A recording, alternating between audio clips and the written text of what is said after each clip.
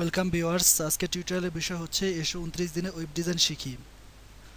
আমরা জানি web design এবং ডেভেলপমেন্ট বর্তমানে সারা পৃথিবীতে অনেক পপুলার, বিকজ প্রত্যেকটা পার্সনের সবাই চেষ্টা করে নিজস্ব একটা ওয়েবসাইট থাক বা নিজের নামে একটা ওয়েবসাইট থাক।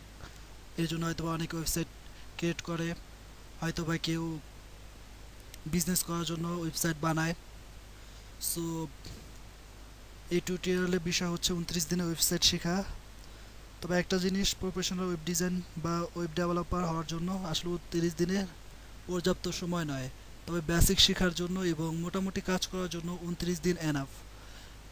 আমার বিগত এক্সপিরিয়েন্স থেকে এবং অন্যান্য সবার এক্সপিরিয়েন্স থেকে আশা করি 29 দিনের মধ্যে আপনাদের পূর্ণাঙ্গ ধারণা সহ হাতে কলমে কাজ করা শিখিয়ে দিতে পারবো। তো এর জন্য যেটা প্রয়োজন সেটা হচ্ছে আপনাদের প্রচুর পরিমাণে ধৈর্য থাকতে হবে।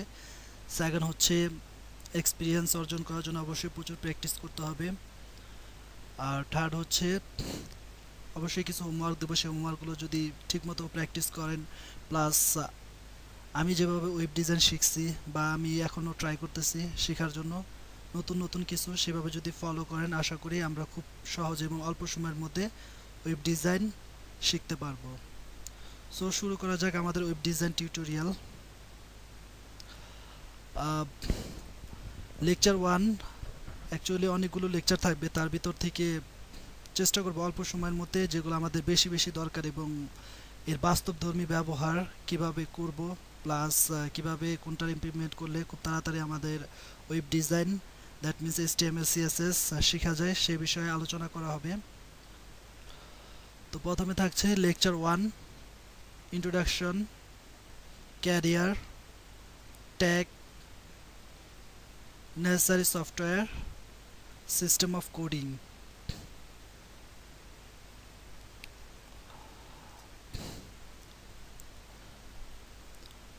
What is HTML? HTML বলতে আমরা কি বুঝি? প্রথমে আমাদের যেটা প্রয়োজন জানা সেটা হচ্ছে যে HTML জিনিসটা কি। তো HTML জিনিসটা বোঝার জন্য ফার্স্টে আমরা একটা জিনিস কল্পনা করতে পারি যে একটা ওয়েব পেজ আমরা যখন মোজিলা ফায়ারফক্স বা অন্যান্য ব্রাউজার দিয়ে ব্রাউজ করি তখন অবশ্যই কোনো না কোনো পেজ আমাদেরকে দেখতে হয়। যেমন এক্সাম্পল হিসেবে বলতে পারি যে খাতার কথা বা বইয়ের কথা। বইতে অনেকগুলো পেজ থাকে, সেই পেজগুলো ভিতরে অনেক লেখা থাকে, অনেক রাইটারের লেখা থাকে। তো সেই পেজগুলোই যখন নাকি ওয়েব ফর্মের মাধ্যমে তৈরি করা হয় তখন তাকে ওয়েব পেজ বলি আমরা। তো HTML এ অনেকগুলো ট্যাগ আছে, সেই ট্যাগের সমন্বয়ে আসলে HTML-টা ওয়েব পেজ তৈরি হয়। তো ফার্স্টে দেখে নিই যে HTML জিনিসটা কি। HTML আমরা জানি যে W3 স্কুল HTML CSS এবং ওয়েব ডিজাইন প্লাস ডেভেলপমেন্ট শেখার জন্য অন্যতম ওয়েবসাইট। তো সেখানে ভাষা অনুসারে এবং অন্যান্য ওয়েবসাইটের ভাষা অনুসারে বা তাদের ডেফিনেশন অনুসারে HTML কীভাবে সংজ্ঞায়িত করা হয়েছে। HTML is a language for describing web page. এর মানে হচ্ছে যে HTML ওই পেজগুলোকে বর্ণনা করে। সেকেন্ড যে বিষয়টা সেটা হচ্ছে HTML member means hypertext markup language. Hypertext markup ল্যাঙ্গুয়েজগুলো হচ্ছে যে অনেকগুলো ট্যাগের সমন্বয়ে HTML এর যে কোডগুলো তৈরি হয় সেগুলোকে হাইপারটেক্সট মার্কআপ ল্যাঙ্গুয়েজ বলা হয়। Third, A markup language is a set of markup tags, যেটা বলেছিলাম একটু আগে। The tags describe the document content. HTML documents contain HTML text and plain text. তো এই সবগুলোরই কম্বিনেশনে একটা HTML পেজ তৈরি হয়। তো আপনারা যদি লক্ষ্য করেন তাহলে আমরা দেখতে পাবো যে যখন আমরা ব্রাউজারে কোনো পেজ ব্রাউজ করি, সাপোজ techtunes.com, আমরা জানি যে টেকটিউনস বাংলাদেশের অন্যতম নাম্বার 1 ব্লগ সাইট। তো HTML পেজ কোনটা? অ্যাকচুয়ালি টেকটিউনসের যে পেজটা সেই পেজটাকে আমরা HTML পেজ হিসেবে বলতে পারি। দেখুন এখানে অনেকগুলো রিসোর্স আছে প্লাস আর্টিকেল আছে, সেই আর্টিকেলগুলো আসলে যে কম্বিনেশন তৈরি করা হয়েছে সেটা হচ্ছে HTML এর কম্বিনেশন তৈরি করা হয়েছে। আমরা ফার্স্টে বলছিলাম যে অনেকগুলো ট্যাগের সমন্বয়ে HTML তৈরি হয়। তো আমরা যদি একবার পেজটার রিসোর্স দেখি তাহলে দেখতে পাবো সেই HTML ট্যাগগুলো কি। আমরা যদি মজিলা ফায়ারফক্সের পেজ ভিউ সোর্সে ক্লিক করি তাহলে HTML গুলো দেখতে পাবো। এখানে দেখতে পাচ্ছেন হাজার হাজার ট্যাগের সমন্বয়ে এই পেজটা তৈরি হয়েছে। তো আসলে অ্যাকচুয়ালি এভাবেই একটা ওয়েব পেজ তৈরি করা হয়। বেসিক্যালি দেখতে যত বোরিং লাগতেছে বা কষ্ট লাগতেছে বা দেখতে অসুবিধা হচ্ছে, আসলে জিনিসগুলো তৈরি করা অতটা কঠিন না। আপনি যদি রেগুলার প্র্যাকটিস করেন প্লাস আমার টিউটোরিয়ালগুলো ফলো করেন, আশা করি অল্প সময়ের মধ্যে আপনি এরকম হাজার হাজার কোড নিজে তৈরি করতে পারবেন।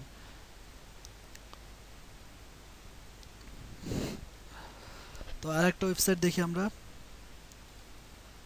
facebook.com। আমরা জানি যে সোশ্যাল ওয়েবসাইটে সবচেয়ে বড় এবং সবচেয়ে বড় পাওয়ারফুল মিডিয়া হচ্ছে facebook.com। তো এই facebook.com-ও HTML শত শত HTML ট্যাগের সমন্বয়ে ফেসবুক পেজ তৈরি করা হয়েছে। তো আমরা যদি রাইট মাউস ক্লিক করে ভিউ পেজ সোর্সে ক্লিক করি আমরা দেখতে পাবো যে এই পেজটা আসলে HTML ফর্মটা কীরকম। তো আমরা দেখতে পাচ্ছি যে এটা হচ্ছে facebook.com ফন্ট পেজের HTML ফর্ম। এই এতগুলো ফর্ম কম্বিনেশনে আমাদের এই HTML ফেসবুকের ফন্ট পেজটা ডিসপ্লে করছে।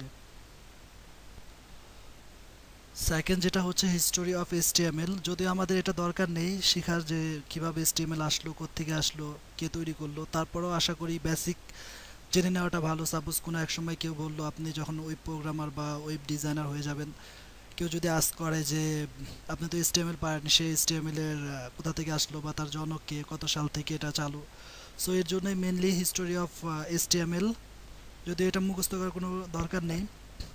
তো ফার্স্ট HTML ইনভেন্টর, HTML যে আবিষ্কার করেন তার নাম হচ্ছে টিম বার্নার্স-লে।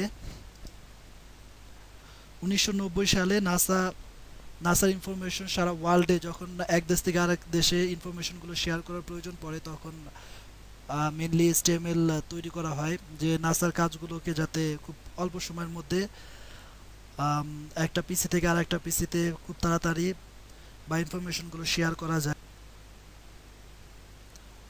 থার্ড হচ্ছে আমরা যে HTML ফর্মগুলো তৈরি করছি বা প্রত্যেকটা জিনিসের রুলস আছে যে এই অনুসারে কাজ করলে এই অনুসারে কাজটা হবে। সো যেমন মাইক্রোসফট কর্পোরেশন বা অ্যাপেল কোম্পানির কথা বলতে পারি, তাদের নিজস্ব রুলস আছে। তাদের ওয়েব অ্যাপ্লিকেশন বা ওয়েবগুলো তৈরি করার ক্ষেত্রে যে এই বাধ্যবাধকতা বা রেস্ট্রিকশন আছে যে কোন কোন জায়গায় কী কী ফর্ম ইউজ করতে হবে বা কোনটা ভ্যালিড ইনভ্যালিড। সো সেই সব জিনিস কন্ট্রোল করার জন্য 1997 সালে W3C, that means world wide web consortium. So আমরা পিকচারে দেখতে পাচ্ছি স্যার টিম বার্নার্স-লেকে। তো উনি হচ্ছে আধুনিক HTML এর জনক। পরের টপিকটা হচ্ছে যে ক্যারিয়ার। আসলে আমরা HTML বা CSS কিসের জন্য শিখব বা কেনই শিখবো, এর ডিমান্ডটা কীরকম, তো সেটা জানার জন্যই আমাদের পরের টপিক। সো এই টপিকে আশা করি আমরা উৎসাহিত হব যে আমরা অবশ্যই HTML বা CSS শিখব এবং অবশ্যই আমাদের একটা বেটার ক্যারিয়ার বা একটা বেটার ফিউচারের জন্যই। সো ফার্স্টে আমরা দেখতে পাচ্ছি career and future of web design. তো ওডেক্স তো আমরা সবাই জানি যে ফ্রিল্যান্সিং অনেকে করে বা আমাদের আশেপাশে অনেকে করছে, প্লাস আমরাও যারা আছি ভবিষ্যতে করব। সো ওডেক্সে huge opportunity for web design. Last update হচ্ছে যে আমি এই টিউটোরিয়াল তৈরি করার আগ পর্যন্ত ওডেক্সে 4115টি জব পোস্ট ছিল, যেটা কিনা ওয়েব ডিজাইন বেস। তো অ্যাভারেজ অফ স্যালারি একজন ওয়েব ডিজাইনার, প্রফেশনাল মানের ওয়েব ডিজাইনার, তার অ্যাভারেজ অফ স্যালারি $75,000। তো ম্যাক্সিমাম স্যালারি অনেক অনেক কান্ট্রিগুলো আছে যারা নাকি খুব হাইলি প্রফেশনাল ওয়েব ডিজাইনার। তো তাদেরকে এটা কোনো হাস্যকর কোনো ঘটনা না যে $85,000 পে করে। Minimum salary of web designer $40। So height প্রথমে জেনে নেই যে হাইট পেইড কান্ট্রিগুলো কোনগুলো কান্ট্রি যারা নাকি ওয়েব ডিজাইনার বা যারা প্রফেশনাল ওয়েব ডিজাইন আছে তাদেরকে হাই পেইড করে, তার ভিতরে হচ্ছে ফিলাডেলফিয়া, যারা নাকি একজন ওয়েব ডিজাইনারকে 79,000 অ্যাবভ US ডলার পেইড করে। San Francisco 79 above, New York 77,000 above. তো এতক্ষণ জানলাম যে হাইট পেইড কান্ট্রিগুলো যারা নাকি প্রফেশনাল ওয়েব ডিজাইনারদের মোটামুটি অনেক ভালো মানের প্রফেশনাল ওয়েব ডিজাইনার প্লাস তাদেরকে কি পরিমাণ পেইড করে। তো এখন জেনে নেই যে বা লো পেইড কান্ট্রিগুলো কোন কান্ট্রিগুলো যারা নাকি মোটামুটি বা মিনিমাম স্যালারি পেইড করে। তো এর ভিতরে আছে সান জুয়েন, পোর্টারিকা। তো তাদের একজন web designer 48 above 1000 US dollar income করতে পারে। Greensboro 55,000 above, Burlington 75,000 above. So মোটামুটি আমরা দেখতে পাচ্ছি যে ওয়েব ডিজাইনারদের ডিমান্ড বা এখনো পর্যন্ত ওয়েব ডিজাইনারদের প্রচুর ডিমান্ড আছে। তো বাংলাদেশে অবস্থানটা কি? বাংলাদেশে একজন প্রফেশনাল ওয়েব ডিজাইনার মান্থলি 10,000 থেকে 15,000 টাকা ইজিলিতে ইনকাম করতে পারে। আর সে যদি ইচ্ছা পোষণ করে বা আরও খুব ভালো মানের ওয়েব ডিজাইনার হয় বা ইউনিক প্লাস তার নিজস্ব সৃষ্টিশীলতা বা আর ক্রিয়েটিভিটি থিঙ্কিং থাকে, তাহলে সে অবশ্যই তার সেই মেধা দিয়ে সে 45,000 বা 40,000 ইজিলিতে ইনকাম করতে পারে। তো এতক্ষণ দেখলাম যে introduction plus career opportunity for web design. So এখন আমরা যেহেতু ওয়েব ডিজাইন শিখতে চাচ্ছি মেনলি HTML প্লাস CSS, তো এর জন্য আসলে কি কি জিনিস দরকার বা নেসেসারি টুলসগুলো কি কি। তো ফার্স্ট আপনার যেটা দরকার হবে সেটা হচ্ছে একটা কম্পিউটার, যেহেতু এটা লাগবে, এটা কোনো বিকল্প কোনো ওয়ে নাই, কারণ কম্পিউটার ছাড়া আপনি কোনো কাজই করতে পারবেন না। সেকেন্ড যেটা internet browser, Mozilla Firefox, Chrome, anyhow যে কোনো একটা হলেই চলবে। কোড এডিটরের জন্য অবশ্যই নোটপ্যাড প্লাস প্লাস, অ্যাডোব ড্রিমওয়েভার। এটা আসলে যারা প্রফেশনাল ওয়েব ডিজাইনার প্লাস যারা খুব অল্প সময়ে ওয়েব ডিজাইন করতে চান তাদের এটা খুবই দরকার। প্লাস আমি অ্যাডোব ড্রিমওয়েভার সাজেস্ট করি বিকজ আমি নিজেও অ্যাডোব ড্রিমওয়েভার ইউজ করি। অ্যাডোব ফটোশপ, যেহেতু ফার্স্টে আমাদেরকে ওয়েব ডিজাইন তৈরি করার জন্য অবশ্যই একটা থিঙ্কিং তৈরি করে নিতে হয় যে আমরা কোনো একটা ওয়েবসাইট তৈরি করব, সেই ওয়েবসাইটের লেআউট, কালার, এভরিথিং। তো এইসব করার জন্য অবশ্যই আমাদেরকে PHP টেমপ্লেট তৈরি করতে হবে। আর আমরা অবশ্যই চেষ্টা করব PHP to HTML plus CSS সেই লেকচারে আপনাদের অ্যাডোব ফটোশপ সম্পর্কে আরও বিস্তারিত বলার জন্য। দেন ফায়ারবাক অ্যাকচুয়ালি এটা মোজিলা ফায়ারফক্সের অ্যাডভান্স। তো যারা প্রফেশনাল ওয়েব ডিজাইন হতে চান তাদেরকে অবশ্যই ফায়ারবাক প্লাস অন্যান্য যেগুলো কোড এডিটর আছে খুব সহজে আপনারা এই অ্যাডভান্সগুলোর সাহায্যে খুব ইজিতেই অল্প সময়ে আপনি আপনার ওয়েব ডিজাইন ওয়েবসাইট তৈরি করতে পারবেন। দেন FTP বা ফাইল ট্রান্সফার প্রোটোকল।